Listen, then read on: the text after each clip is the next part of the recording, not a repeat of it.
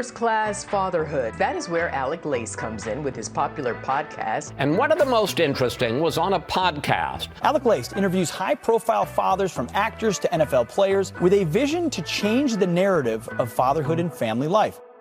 Joining me now, First Class parents, Dominique Moceanu and Dr. Michael Canales. Welcome to First Class Fatherhood. It's great to be with you, Alec. Great necktie. Yeah, well, I try to match it with the background, so we'll see if we can get you guys in the program on the background before long here. So it's an honor to have you here. Let's start like this. How many kids do you guys have? How old are they? Well, we have Carmen Noel, she's 14, Vincent Michael, he's 13, and Victoria Olympia, she's 7 months. Wow, yeah, what a drop there. We have 4 kids ourselves. Our oldest is 16, our youngest is 8. So we know a little bit about that age discrepancy there. If you could, obviously, Dominique, you're very well known for your historic career here, Olympic career, gold medalist, the whole bit, part of that Magnificent Seven, one of the greatest, if not the greatest, women's gymnastic teams of all time. So, Dr. Canales, if you could please take a second here to hit my listeners with a little bit about your background and what you do. Happily. I was an elite competitive gymnast.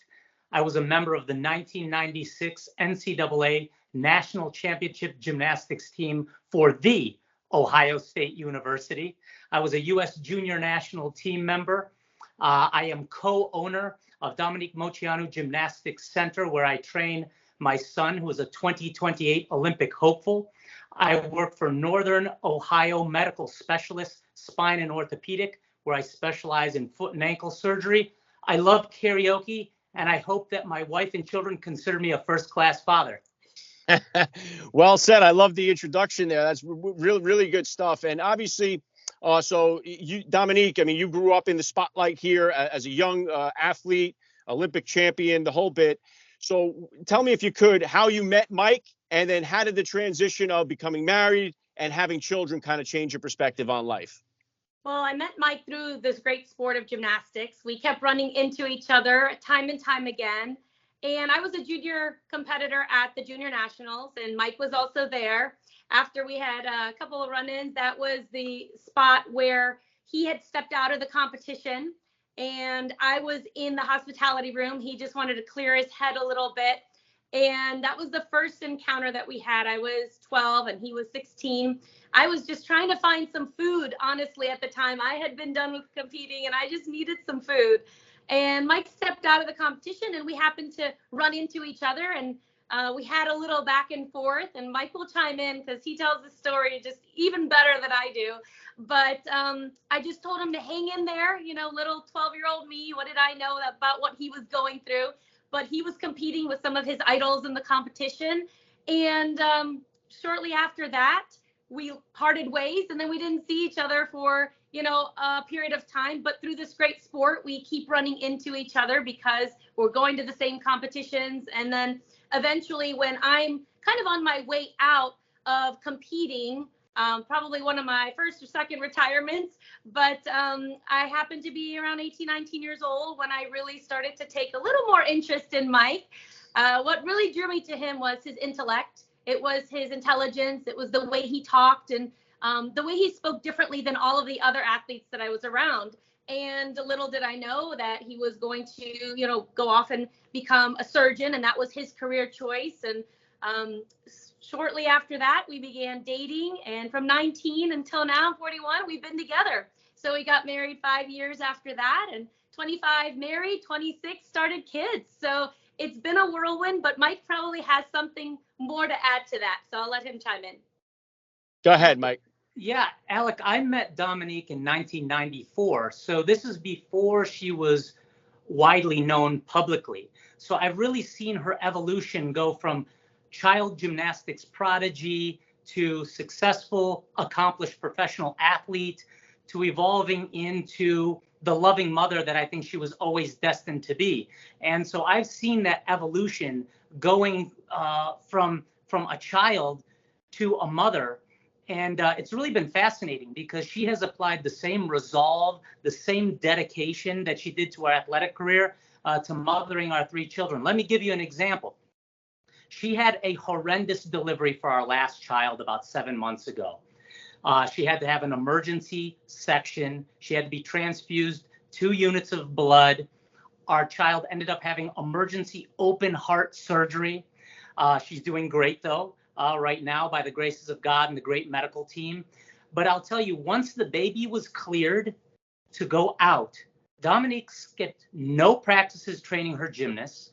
She took no time off running the business. And as soon as the baby was cleared, she took all 3 of our children out to a farm for a full day of autumn activities. You know what it is, the corn maze, the pumpkin patch, all of that while she was running on fumes, because she's dedicated to making sure that our children have wonderful memories. And again, that's the type of woman that she is. And again, she has evolved into the mother that I always believed that she was going to be.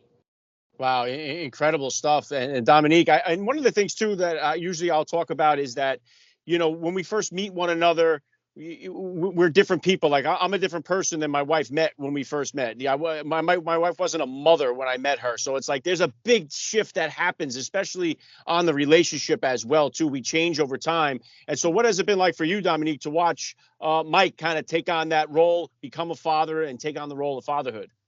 Well, it's been really an amazing transition. Obviously, you're right. We were different people. It's like before kids and after kids. It's this different relationship because you have to do so much to put the kids' needs first when you have children. So with Mike, it certainly tenderized him.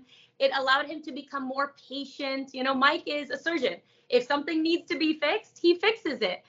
But with children, you can't really go about it with the same mentality. You can't just fix it right away. Sometimes you need to have some time and allow yourself to just take a moment, step back, breathe. But it's really special to see when, he gets down on the floor level with our babies and now our teenagers as well, and just, loves them and hugs them. And it's a really special bond that, he's developed with each child. Is a different relationship, but a special one.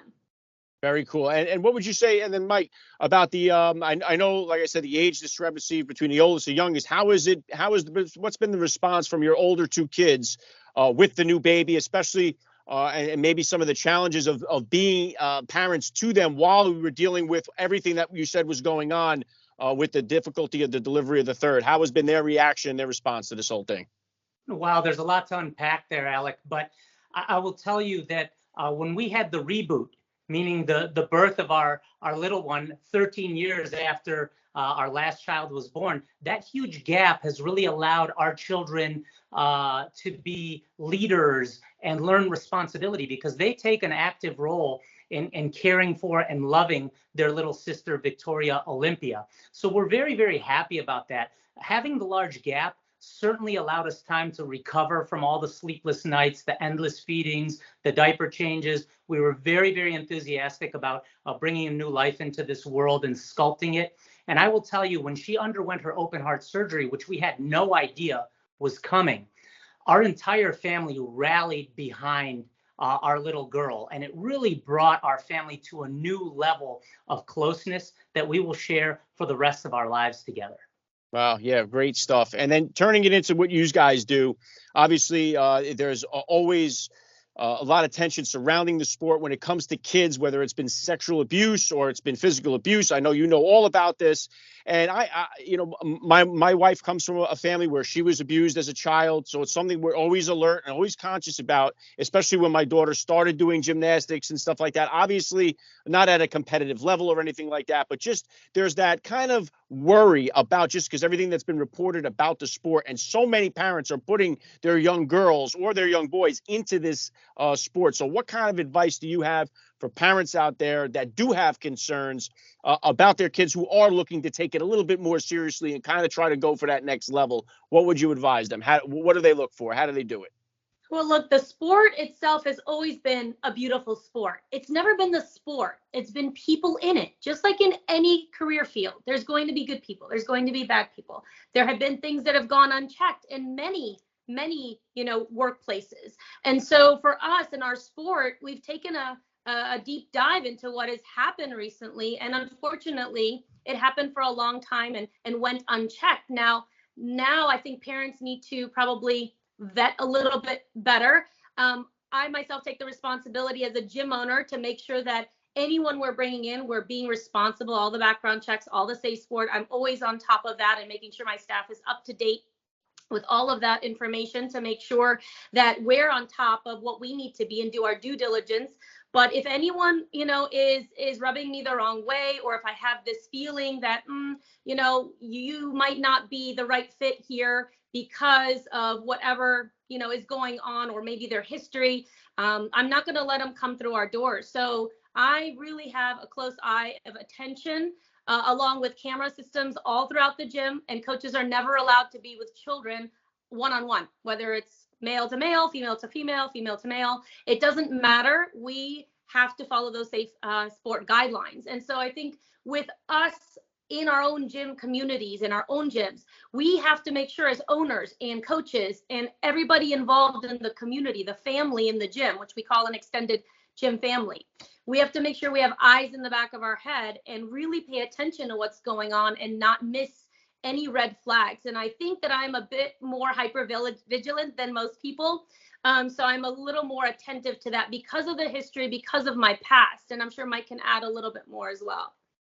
Yeah, and Mike, I was going to ask you, because obviously you said your son competitive in the sport, hopeful for the Olympics himself. And how do you what is that relationship with you to make sure that your son doesn't feel the pressure like, hey, my mom is an Olympic gold medalist. I crushed it at Ohio State. I mean, what is it, the relationship like father-son wise, to make sure you don't feel that pressure like, hey, I got to live up to my parents and exceed what they did and all that? How does that work out? Yeah, great question, Alec. I think, as we all know, pressure isn't always a bad thing. Pressure creates diamonds. Pressure can bring us to new levels of promotion that we never thought we could achieve. But I think if there are any questions about if somebody is placing too much pressure on their child, I think this is an opportunity to reassess our own behavior and our own thoughts. For example, I would advise a parent to ask themselves, look, what does this performance, what does this test score, what does this athletic achievement mean to me as the parent? And I think that can be very illuminating, because if you're doing it for your gain and not the child's character development and for their overall good, I think that can bring that to a head and say, maybe I need to back off. But I think children naturally, they want challenges. And I think there have been some research studies that state that we do not place enough pressure on our children when it comes to academic performance, character development, and sports. But again, if anybody has a question if they are placing too much pressure on the child, I think that they need to reassess themselves and always let your children know, and I do this with my son, I coach gymnastics, but I also coach life. And you have to understand that your ego is not tied to the result of what happens at this competition or this test score. I also let them know that gymnastics or sports, that is what they do. It is not who they are. Wow. Yeah, really well said. Incredible stuff, Mike. And I know, Dominique, from in your book, I know you touched on off balance. I know you touched on finding out that you had a sister that you didn't know existed. Mm-hmm. And I kind of did that myself at a lot earlier in my life. I found out that I had two brothers, two sisters that I weren't aware of from my father's previous marriage. I found out that I became an uncle the day I was born. So kind of like strange circumstances like that growing up. And so I kind of wanted to see, and I know you had a difficult relationship with your father. I'm not sure, if everyone's parents are living. My parents passed away before I met my wife, so I don't know what that's like. But I do know it does take a village to raise a child. So I kind of wanted to know, what are your relationships like right now with your parents today? And are they involved, and are they helpful in your village in raising your kids? Well, my father passed years ago, actually, when Carmen was born. That following year, Vincent came into the picture 14 and a half months later, and then my father passed in my second trimester, right before Vincent was born. So he never got a chance to meet Vincent, but he did get to meet Carmen as just an infant. My relationship with my father changed in my adult years. I think there was a mutual respect. I think my dad finally saw that I could give him a little bit of a run for his money. And my mom would say, she's like you sometimes in some ways, like the good parts, right? And I realized that my dad was a product of his upbringing. I started to mature and realize too, yes, things that he did was wrong and it was not appropriate. And there are things that I wish he wouldn't have done. But at the same time, as I got older and I have more distance and perspective, I realized that his father was the same way. There wasn't a break of the cycle. I was the first woman in our lineage to break the cycle of abuse. And that's a very, very long lineage that I saw, even with my own eyes, of women being, basically second-class citizens and servants to their husbands because of the cultural differences. And so that was a big change. And when my dad saw me as an equal, I think things shifted as I would speak up for myself and I would stand up for myself. And he saw that I wasn't budging.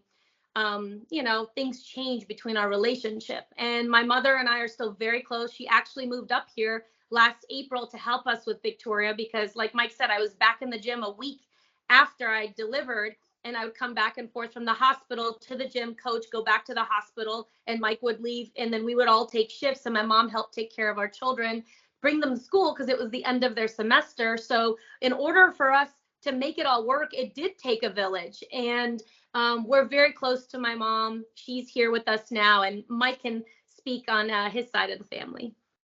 Yeah, I had a first-class father growing up. I lost him suddenly and unexpectedly last year on December 23rd. So when Vincent was coming into the world, my father-in-law was making his transition to the afterlife. And as Victoria was coming in, my father made his transition to the afterlife. And so I've taken the lessons that my dad has passed along, and I will pass them along to all three children. I see the bloodline will continue, and those lessons learned from my father will continue. My mother is still living. She lives about 2 minutes from our gym. She has an active role in all three grandchildren's lives. So again, this just underlines the importance of having a loving village when you are trying to nurture these young lives into this world. Yeah, very well said. Yeah, and I often talk about it as far as on my side of parenting without parents, because not having that there, and my wife's parents are divorced when she was a kid. They're estranged from her. They're not involved in her life. So we really had to lean on each other so much, especially early on in that development. I know you guys mentioned, I wanted to ask about your faith and see what type of role faith plays not only in your life, but in raising your kids, and what are the top values that you guys are hoping to instill in them growing up? You can relate to this, Alec. I was an altar boy for several years. Dominique and I were married in the Romanian Orthodox Church. So we are anchored to our morality. But I think this is very important. I think that it is the parent's job to prepare the child for the path, not necessarily choose the path for the child. So faith is a big part of our lives, but we really want to provide them with a foundation, with tools to face adversity, to face disappointment, defeat, loss, all of those types of things. And I think that religion, for the most part, fills in a lot of those holes. And so that is the foundation that we laid down for our children. And again, it's not necessarily what you leave your children when you leave here, it's what you leave in them. And I think that we have left within them, even Victoria, who's 7 months of age, a foundation to deal with the adversities, trials, errors, and tribulations of life. Yeah, great stuff. I have our three sons are altar boys currently too. So faith is a big part of our life. It's important to us in raising our kids as well. So I love what you have to say there. And then how about as far as discipline goes here, guys? Who would you say is the more bigger disciplinarian in the family? And is that different than the discipline style you guys both grew up with? Well, look, my dad ruled the house with an iron fist, so I obviously don't do that. And I think the term discipline has been just associated with punishment so much in they're intertwined, but I don't look at discipline that way. When I coach, I don't. When I teach my children, the Latin word of discipline means to teach, to learn. When you look at the root word, and I think it's been a little bit, muddied over the years that discipline has to equate to punishment.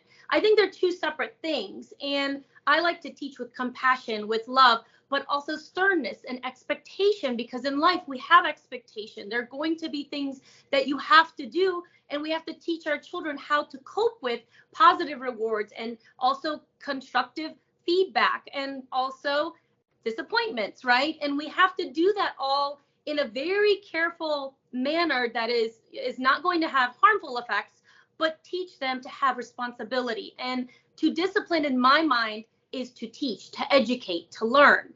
And it more aligns with the root word than it does with punishment. Because I had a lot of punishment, whether it was hitting, it was physical abuse in the gym where you just kept going till you broke and the coach didn't pay attention. So I had different forms from, familial to the coach-athlete relationship to then, being around people who I allowed myself to be treated poorly, which that would not have happened had my self-esteem been up and had that not been punishment in my childhood and been a little more positive reward system. I think it would have been a lot better for me. So I think in all of our lives, we take the good with the bad. You learn. I take the good things that were, positive in my childhood, like the things that I thought, wow, these are really good methods. I can take that with me moving forward and then abandon the rest. And I think when you think of it that way, it makes a lot more sense to treat discipline in the manner of you're teaching responsibility, you're teaching them how to behave, you're teaching about consequences. And that's how I associate the word. And it may not be the norm, but I like to associate it that way more than punishment. Mike can touch in a little bit. Obviously, there are so many schools of thought when it comes to discipline. We know that. I think that you're a big fan of the 5 love languages by Dr. Gary Chapman. Mm-hmm. Not only is that great for married couples, but it's also great for parenting. And I think that we need to model the behavior that we want to see. So again, this is an opportunity to reassess how we behave when we are overwhelmed, when we are stressed out, when we are angry, because these children are such observant little beings that I think your best testimonial can be how you react in those situations if you are truly attempting to model behavior. The final point that I'll have is I think it's important to have that strategy before the meltdown happens, because you want to be on top of your emotions and be on the right side of that when it goes down. So have a strategy when that misbehavior happens. We're kind of equipped to deal with it rather than jumping straight to punishment right from the get-go. Yeah, and I agree with you there, because sitting here right now, it seems like it's pretty easy to remain calm when things go bad, but it's when they go bad and you're in them to try to stay in this mindset. Definitely a difficult transition. And I do feel that, the most important role I could play, especially for my daughter, and I know, Dominique, you talk about breaking that type of cycle and stuff, is the best role I could play is seeing me how I treat their mother. And I think that that's the greatest gift I can give them, my sons and my daughter as well. Just seeing how I react and respond with my wife, I think is the greatest benefit that they'll get moving forward. Hopefully with my boys knowing how to treat women and my daughter knowing how to be treated from a man, her expectations as well. I think it's important. Absolutely. I think that you hit the nail on the head with that, because leading by example is the best way. And I think that we strive to be better every day. And we always want to be that example that our children will be proud of. And they look to them as, like, we admire this. We admire this in our parents. We want to be like that one day. And we will continue to get it right as many times as we need to, right? So if it fails sometimes, when we're tired and we're exhausted and things come out that you don't like, because that happens in every relationship, we try to be better and do better every time. But the thing with experience now with our little one is we can prevent those meltdowns. I think we are so much more experienced that when we go into parenting with Victoria, it seems like it's fun right now. And we totally know what she needs. We know she needs, milk. She needs a diaper. She needs this, that, but we can prevent that. I feel that I can in a much different way than I did the first time around, because that experience is helping us this time. Yeah, and it did take a minute for us because we had a little bit of a gap, not as big as you guys, but when we had our fourth child, to say, oh wait, and it all comes back very quickly to us. We're like, and we come at it from a much calmer place. Our expectations of what's going on, we feel like we got a little bit of a better handle on it with the experience that comes with it. Plus, our older kids now can be involved in helping and doing all that stuff as well. But Mike, you are right. I mean, I was so blown away with when we did the Gary Chapman, the 5 love languages with our teenage boys, because it really opened up our eyes to, wow, we were totally off on how they give and receive love. And it really, really helped us in our disciplining of them. Yes. So obviously, I know we got right now the holidays are coming up. This will be your first one here with, I guess, as a family of 5. Do you guys have any kind of traditions, holiday traditions? What do you guys do during the holiday season here? Well, because we're from Northeast Ohio, we have a special connection with A Christmas Story. It was filmed up here. So not only do we quote the lines all the time, Alec, we actually go visit the house. we see all of that. We love that. And Dominique can touch on some of the other traditions, but A Christmas Story is always a big one in our household. You don't stick your tongue on the pole, I hope, though. We learned from that. Yes, I always like to get, family PJs that are matching. We love to decorate the tree. We have traditional meals that were passed on from my Aunt Janice that I like to do, and my mom. She has great recipes as well that come around only at the holidays. So those are special things that we can pass on to our children. And we always watch Christmas movies leading up to Christmas. So that's something really special around the holidays. They're like, what Christmas movie are we going to watch now? And we get to do it all over again and watch them all again for Victoria's sake too. But our teenage children enjoy it as well. So those kinds of things are memories that are going to be imprinted in their lives and their minds and hearts forever. And I think that those are just some things that, we look forward to doing around the holidays. Yeah, so awesome. So what do you guys have going? I know we're about to turn the page here into 2023. What are you guys working on right now, each of you? What kind of goals or plans do you kind of have? Any projects you're working on for the new year and beyond?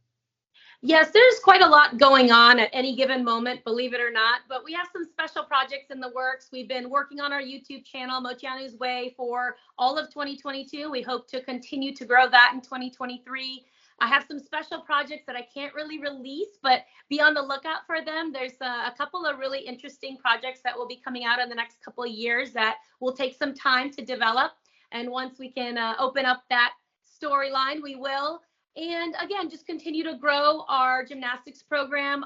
The competition season starts January, and then we finish in May if our girls make it to nationals, which we have every year that we've competed and started a program, and really feel really good about the direction of our program, and just kind of watching Victoria grow and our teenage children in high school. And we'll see whatever else kind of comes our way, but it's never a dull moment around here, that's for sure. And Mike can talk to you about his plans.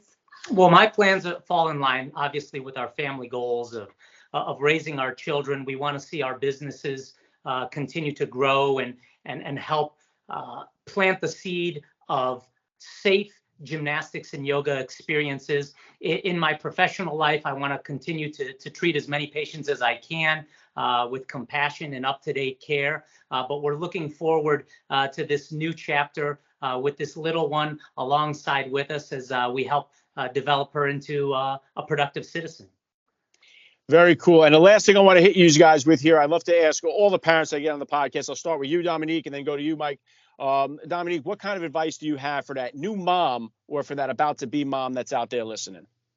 Well, look, there's so many things I could say, but bottom line is you get so much unsolicited parenting advice from so many people around you, oftentimes family, and it means a lot to them to give that advice. It comes from a good place. But just remember, you don't have to listen to everything that comes your way. Follow your moral code, your moral compass, and you and your significant other, do it the way that you think is best. And just keep that in mind. You can have so much coming in, but you also can filter what is necessary because everybody's path is different. Everybody's lifestyle is different. Your relationship with your significant other is going to be different than what others who are giving you experience and advice based off of their lives. So it's not always the same. It's not a cookie cutter.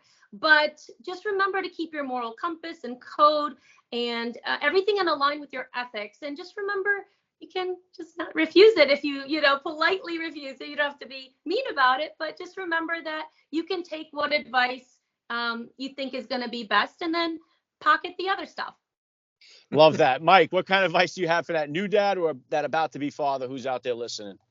Look, having a child will bring your heart levels of joy and fulfillment that you could never even imagine. But that does not mean having a baby is sheer joy all the time. So 2 pieces of advice. Number 1, I think you need to find humor in your new life. And what do I mean by that? When the baby has the diaper blowout right after a bath and being put in a clean, cute outfit, I think that you have to realize that this is part of your new life and not take it too seriously. When you get the spit up all over your face and neck when you're trying to get out the door, take the time to take those mental snapshots. The baby will be a baby only once, And again, don't take your life too seriously. Second part, subscribe to First Class Fatherhood and tune in regularly so that you can get a great cross-section of parenting advice and philosophies. That's the greatest advice ever given out on the show, I can tell you that. But listen, I love the message. This has been really an honor for me. I got to say, Dominique and Mike, you guys are first-class parents all the way, and thank you so much for giving me a few minutes of your time here on First Class Fatherhood. Thank you so much. That was a lot of fun, Alec. You have been listening to First Class Fatherhood. First Class Fatherhood is a family-made media podcast. Please visit www.firstclassfatherhood.com or www.familymade.com to find out more details. You can order First Class Fatherhood advice and wisdom from high-profile dads on Amazon.com or wherever books are sold. Thank you for listening to today's podcast. Proverbs 22:6 tells us, train up a child in the way he should go, and when he is old, he will never depart from it. God bless, and I'll catch you next time.